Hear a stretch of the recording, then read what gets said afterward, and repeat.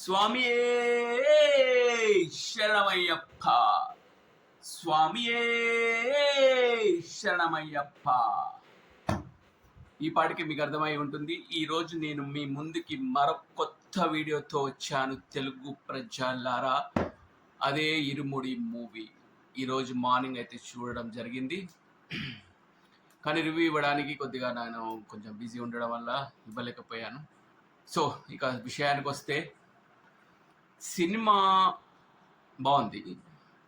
కానీ మూవీ ఎలా ఉంది అంటే చూస్తున్నంతసేపు చాలా హెవీగా ఉంది.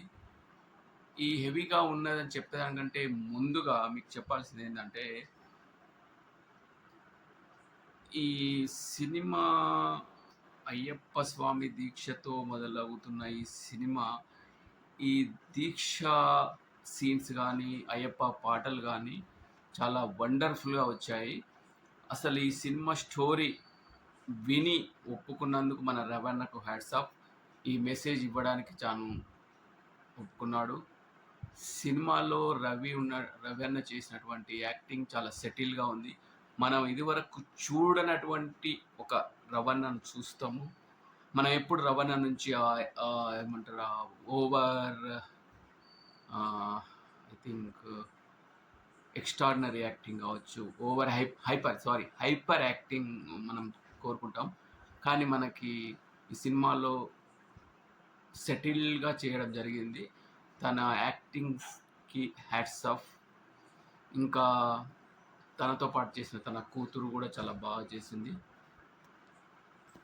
ఈ మూవీ నుండి బయటికి మూవీలో ఉన్నంతసేపు మూవీ నుండి చాలా హెవీ హార్ట్ మైండెడ్తో వచ్చాను అనిపించింది. అంటే వేరే వాళ్ళు ఎలా ఫీల్ అవుతారో నాకు తెలియదు. కానీ ఇదే సినిమా తమిళ్లో కానీ మలయాళంలో కానీ సినిమా తీస్తే హిట్ అయ్యేది, బంపర్ హిట్ కూడా అయ్యేది. కానీ మన తెలుగు ప్రజలు దీన్ని ఎలా రిసీవ్ చేసుకుంటారు అనేది ఇప్పుడు తెలీదు. ఇంకా 2-3 డేస్ పడుతుంది. ఈ సినిమాలో కాస్టింగ్ గురించి వస్తే ఇంకా సాయి కుమార్ గారు చాలా బాగా చేశారు. హీరోయిన్కు పెద్దగా స్కోప్ లేదు ఎలాంటి పర్ఫార్మెన్స్కి. రవితేజ కూతురుగా నటించినటువంటి అమ్మాయి కూడా చాలా బాగా చేసింది. ఇంకా చెప్పాలి అంటే ఈ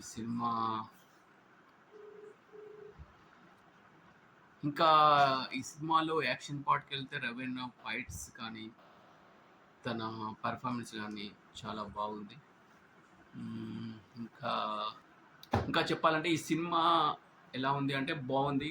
కానీ ఈ సినిమా చూసి మనం చాలా హెవీ వెయిట్తో హెవీ హార్టెడ్గా బయటికి వస్తాము, అది మాత్రం కన్ఫామ్. మన రవి అన్న ఈ సినిమాలో చాలా కొత్తగా మనకు కనిపించబోతున్నాడు. కానీ అది ఎలా రిసీవ్ చేసుకుంటారు అనేది ఇంకా మనకు తెలీదు. So anyway, this is watchable movie. Go and enjoy. ఈ రివ్యూ మీకు కనుక నచ్చితే లైక్ చేయండి, కామెంట్ చేయండి, షేర్ చేయండి. Good night. Bye friends.